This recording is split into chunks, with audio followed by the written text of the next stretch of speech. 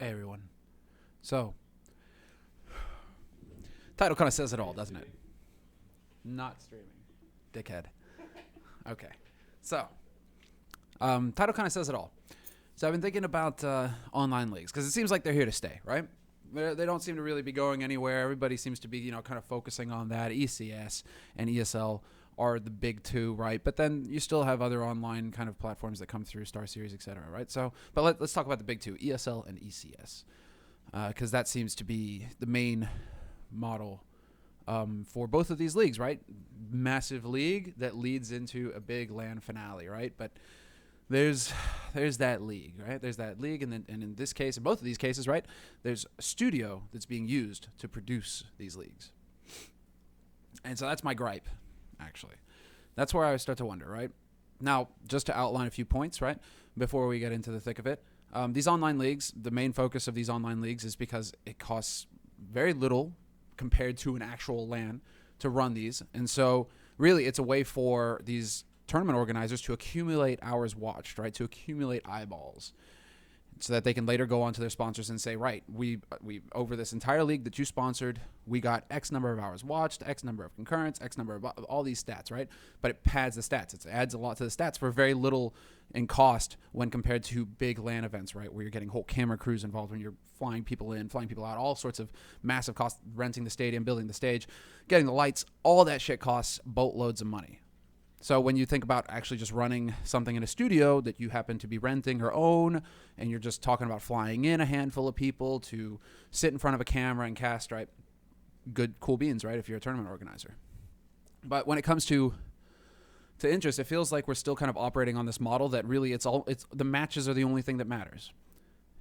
And it seems like that's really like been the model for quite some time, right? Nothing has really changed the format of online leagues. Nothing has really changed the format of broadcast for online leagues for ages now. It feels like ever since we started having these online leagues for CSGO, it's been kind of like the cookie cutter conveyor belt, right? Of just, this is the format, and we're not going to change the format. We're not going to adjust anything. It's just going to go. It's going to start at 18. It's going to end at 22, and we're just going to match. And we're going to show all these matches. And in ESL's case, right, they have a second stream, but really, show as many matches as possible, right, with the stream. And that's where I start to wonder. After talking with tournament organizers for a long time now, right? And you start getting into questions such as how are sponsorships built, how are budgets built? Budgets in general are built on a massive package, basically, usually spanning a year. And so then it comes down to allocating that budget. Where do they prioritize it? LANs cost so much, and so obviously LANs are going to get the lion's share. But if you've got the league, you're going to put money into the league. But what I'm wondering about now, really, because it's just been so the same, right? Nothing's really been done to push it, apart from E-League. But E-League are over here. E-League are over here. They're different because it might as well be a mini LAN every week when you're doing an E-League broadcast, because you have the teams on location. You're doing it in a studio, but you're doing it with a crew, with a camera crew, with the whole production crew behind it. You have supporting graphics. You have all sorts of support there. So it might as well be a mini LAN every week when E-League do it. So that's one change, right? They've invested in the production side of things. It costs them a lot of money to do it, but they're putting on a mini tournament every week, and that consists of their group phase leading into the finals, right? So it's a different kind of story there, because at least you have access to the players, and at least it's like a mini LAN when you're doing that kind of stuff. But what I'm talking about, and what my question is now, what can we do to change, or at least start to evolve the way that things are run for these online leagues now?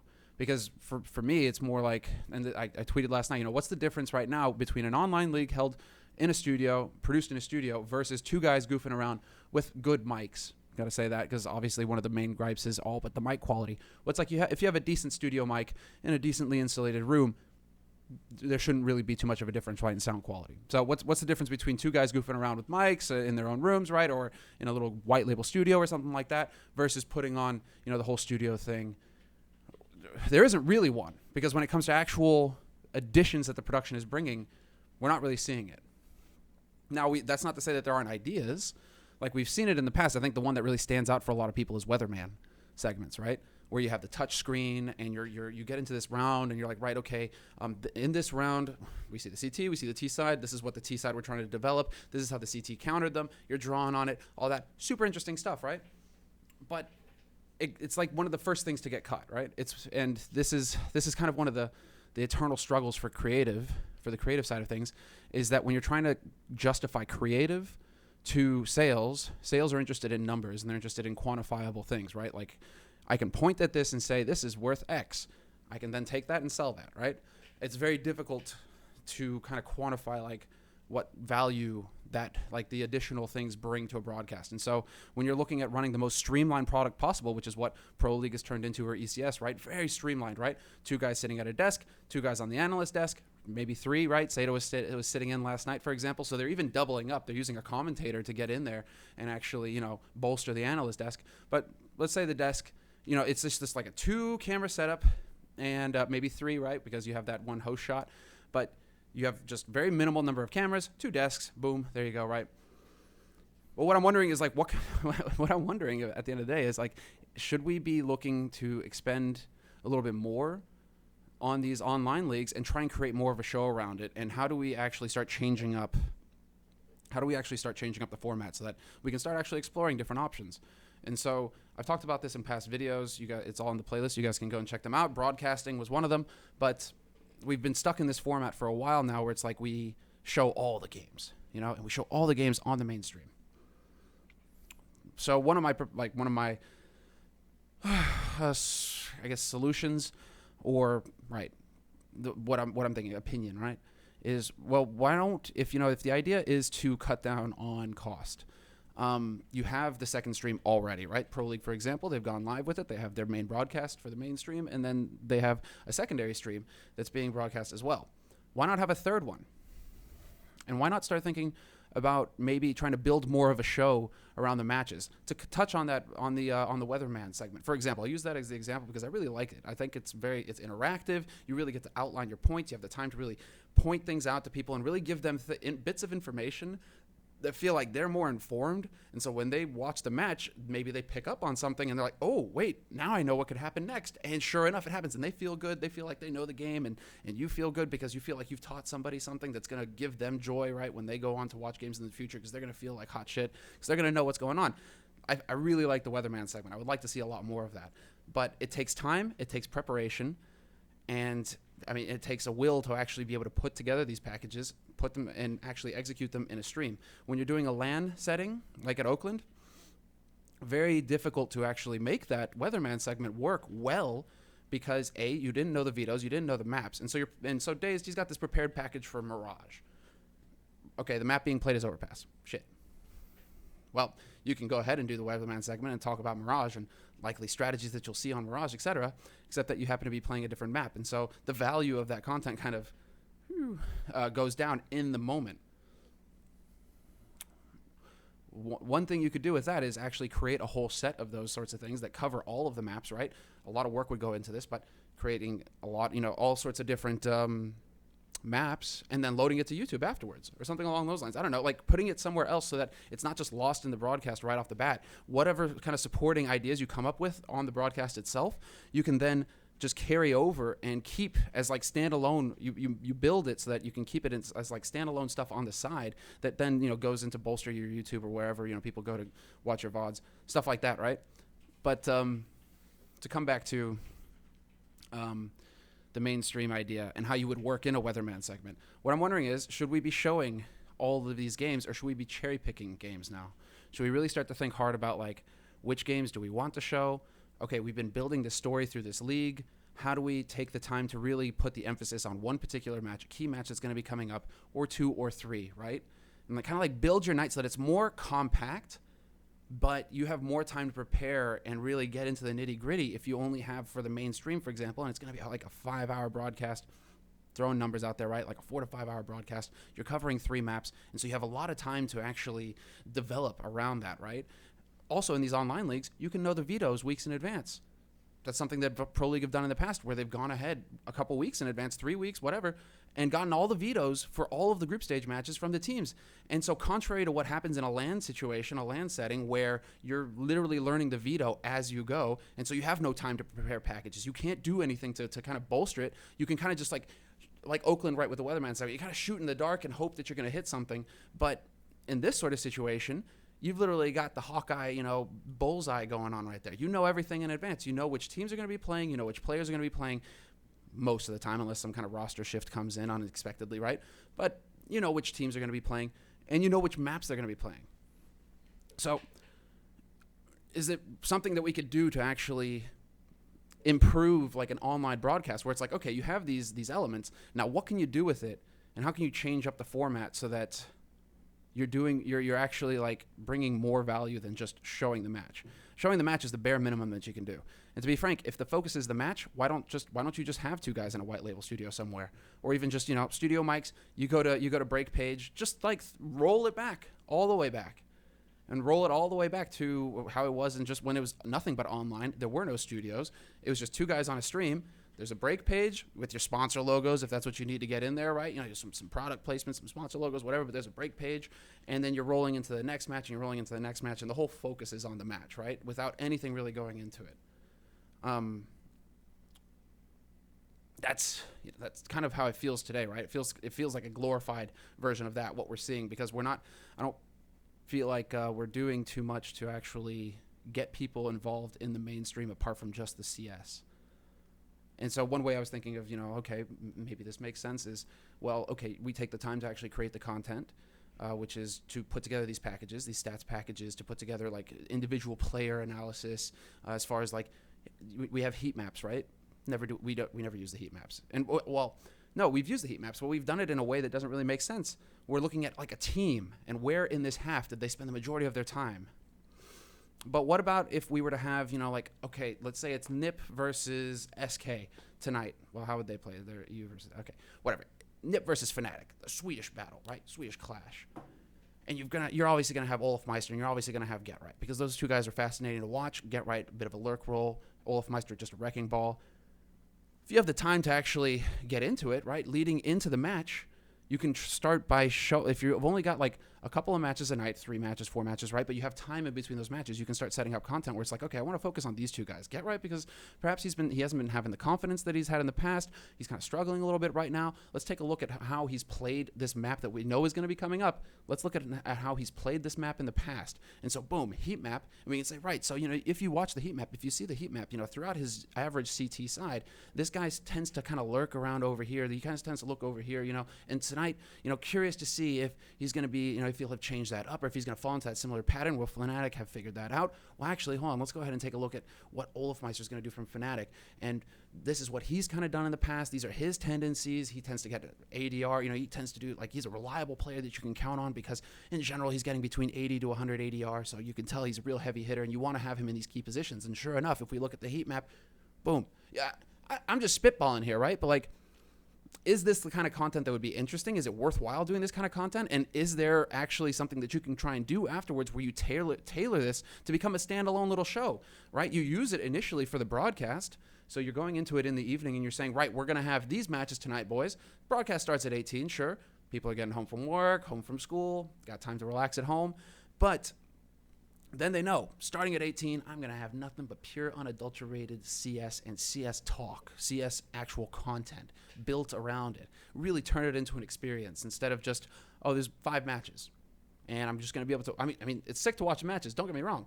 But it's just matches, right? There's nothing there really around it apart from guys talking on the desk. But there's only a limited amount of things that they can do. They can't illustrate their points for you. It comes down to how verbose that person is, how good they are at describing what's in their mind, right? Because they have to be able to paint you that picture. It's almost like radio commentary when you're doing that kind of analysis. You don't have any real support to actually get in there with like a touch screen, you know, where you can outline, here's the map, and this, blah, blah. You don't have any of these supporting tools. And you often enough don't really have the time unless there's a technical delay or something that's fucking things up. So then, okay, maybe you do have 20 minutes to fill.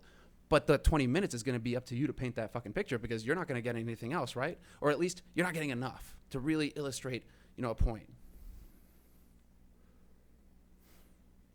So, all right. So, say we have a number of different things that we come up with, right? Like head-to-head matchups, head-to-head stat breakdowns, head-to-head heat maps, head-to-head frag reels, you know, like these sorts of stuff, right? It takes time to prepare it. but it definitely adds a polish to the broadcast, adds something like an element of learning, right? You keep them quick, you keep them snappy, but it feels like when you're watching that broadcast as a viewer, you're going to really pick up some information that's going to make you a more informed viewer, so that when you actually watch that match the next time, maybe, hey, you're going to start picking up on some things that you might have missed otherwise. You're not just watching for headshots anymore. You're watching, shit, I wonder if Get Right's going to go, long house every single round here on Dust 2.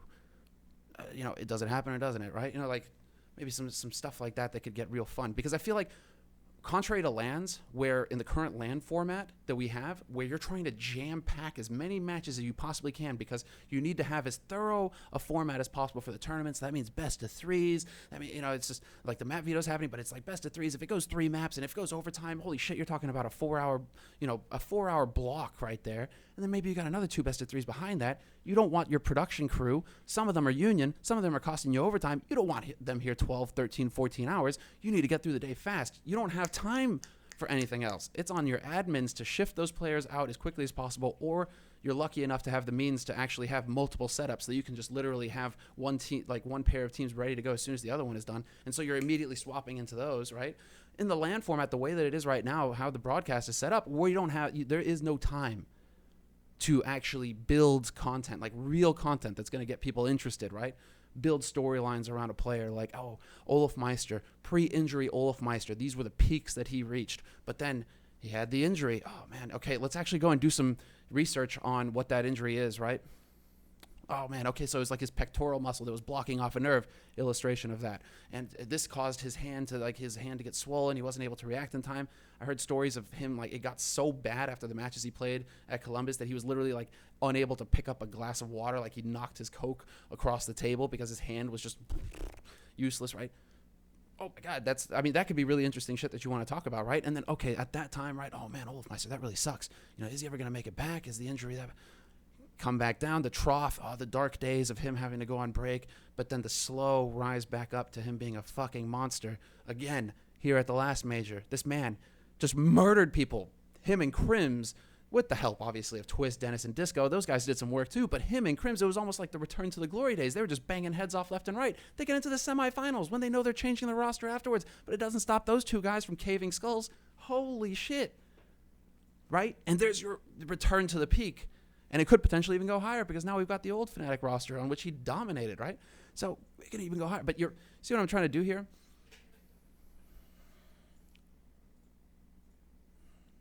Now you're wondering, Semmler, why don't we have that content? And I'm sitting here wondering why. This is actually a fun. Heard this I did this. Covered some of this in another video, but like, why is it the tournament organizer's responsibility to create that content, or is it up to the surrounding industry, right? The news websites, the content houses, is it up to them to create that content?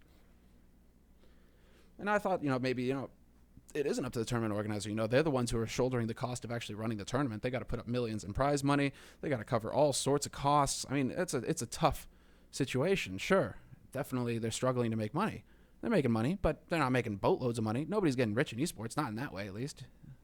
Apart from, if you win TI, then maybe you're doing all right, or you're Gabe. But is it the tournament organizer's responsibility? I think yes, to be frank. I think yes. I thought I was on the edge a little bit. I was like, okay, but like, why, it's like the meme. Why not have both? Why not have the tournament organizer over here, right? Over here, who's actually, who's doing everything they can to make their broadcast as interesting as possible so that it doesn't look like vanilla through and through, right? And why not have, the content that we already have coming out from the likes of Thorin, interesting talk shows, podcasts, Thorin's thoughts, all this sorts of stuff. That's that's very interesting. What we're trying to do here, greatest games, these sorts of bolstering bits, but that's like, we're small, right? We're like a tiny, and we've got a tight schedule to actually create content. And so, it's touch and go on when we can get it out. You guys, Coffee and Semmler, there was a long break over the holidays, right? I was trying to regenerate. I had a lot of shit going on. Couldn't really focus on the content. And so, but there's a lot going on. So you got to do it where you can. But I think it has to be like a marriage between the two. Like the tournament organizer, I think I think we're getting to the point now where it gets interesting. Why don't we start breaking the mold? Why don't we start looking at new formats, new ways to broadcast it, instead of just saying this system works? And sure, it works. salespeople know how to sell it, and everybody really kind of knows what to expect from it. But then isn't that also something that's doing you harm as well? If you know what you're getting, what's the interest in tuning in? Apart from maybe seeing the one team that you're interested in or the one player or whatever, right? Like, if you know what you're always going to get, like, maybe I'll watch it tomorrow. I know there's going to be games on tomorrow. But if you maybe actually come up with things to get people vested and interested, and you hold that interest, I mean, obviously the majority of people, I think, are still going to want to just watch the matches. Sure. And we all know that analyst desks were only brought on to diminish that loss in ad breaks, because it used to be that, you'd have your match and then you drop like half your viewership, if not more, between like during that pause screen, right? Because people were tuning in for the match, they fuck off in between. But you bring an analyst desk, you bring in a guy like Thorin with these cracking jokes, right? You've got Moses, you've got Yanko, you got these guys. All of a sudden, there's people talking, and you're going to have people staying into the stream a little bit longer to listen. So, can we do something more to really start getting, or like to start actually like ratcheting up that interest, right? Trying to figure out, is there a way that's reasonable, that doesn't cost an arm and a leg, and that benefits in the long run, right? To add value, right? So I just threw some ideas. I don't know. I'm just kind of venting right now, because last night I was watching the game. I was like, yeah, okay, this is good, but this is kind of what we've had for a while now. So should we see a shift from all of the attention being on the LAN? Should we see some kind of like shift back towards perhaps actually improving the one controlled environment that we really have? Because if you're traveling around, going to different venues every time, I mean, unless you've been to that venue 3-4 times, you're all sorts of shit is going to go wrong, and you're going to have to try and adapt on the space. You're going to lose time because of it. People are going to get stressed. They're going to get tired. They're not going to want to do more. A lot of things that can go wrong at LAN, right, can go wrong at LAN. And so that'll have an impact, and that usually leads to a longer broadcast day, which usually leads to faster breaks, faster analyst segments, to the point where most of the time, actually, analyst segments, they have very little time to work with. They actually have very little time to get anything of value out of it, apart from, crack a few jokes, try to get people speaking about it that way, because at least you have time for a few sentences, and if you manage to make a few jokes in those sentences, people are going to think about that at least. But to actually outline something and really get into an interesting topic as far as, what makes this player special, or what makes this team special. Here we can actually outline it, like, this is interesting. This is like, I'm passionate about this. This is interesting. That sort of stuff. I'm wondering where we find the space for it. And I think right now it has to be in these online games, these online studio games. What does it actually cost you to get to get a third English stream, right? If you already have two, if you have a main one and you have a second one, what impedes you from having a third one, right? And just flattening it out. If people want to fuck off and really want to watch like Nip, and it's on the third stream, they'll go and watch it. But if you have SK versus, I don't know, Cloud9, just throwing names out there again, on the mainstream, and you're going into the nitty gritty of how Fallen like makes shit work, or what a cool person Fallen is, right? He's got all this community stuff going on in Brazil. Maybe you do a feature on that. I don't know, like actually doing stuff, right? And obviously I know that the first thing that's going to be told is just like, nah, sorry, it costs too much money, not worth. And it's like, all right, well then I guess let's continue to bathe in a culture of mediocrity, and see where we go with that, and not be surprised when things, start to plateau a little bit. Meh. I'll see you guys next time. Take care.